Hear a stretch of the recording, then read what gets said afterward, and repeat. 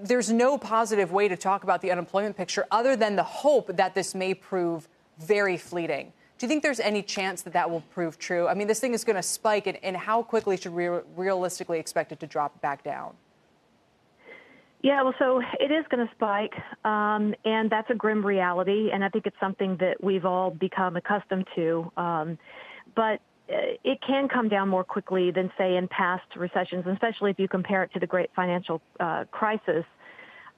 And that's because of the overall support that we've gotten from the Fed and from Congress and Treasury.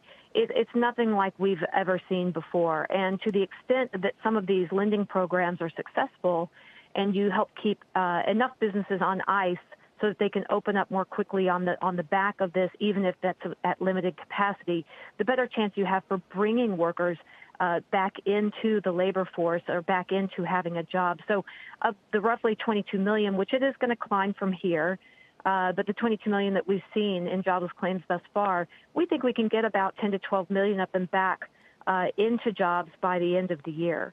Yeah, well, again, it'd be even better if it was by the end of the summer, although I know that's unrealistic. There's a lot of differences in how jobless claims are tallied in the unemployment report, and I wonder how much we can even trust these figures, which are going to be all over the place. I mean, even the survey responses last month were pretty weak, and it lended to more of an estimate error than we usually see.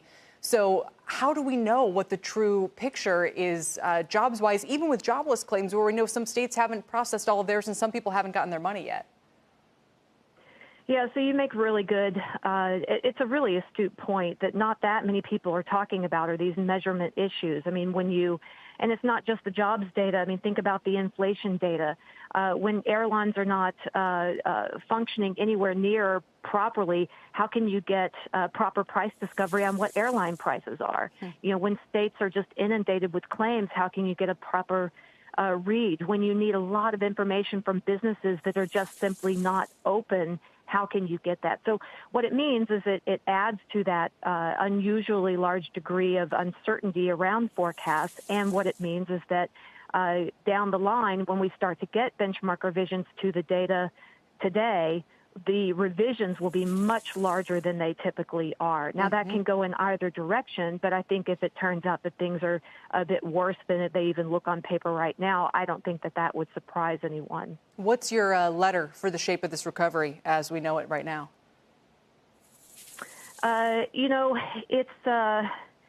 Economists are quite literal. It's something that drives my husband crazy, I can tell you.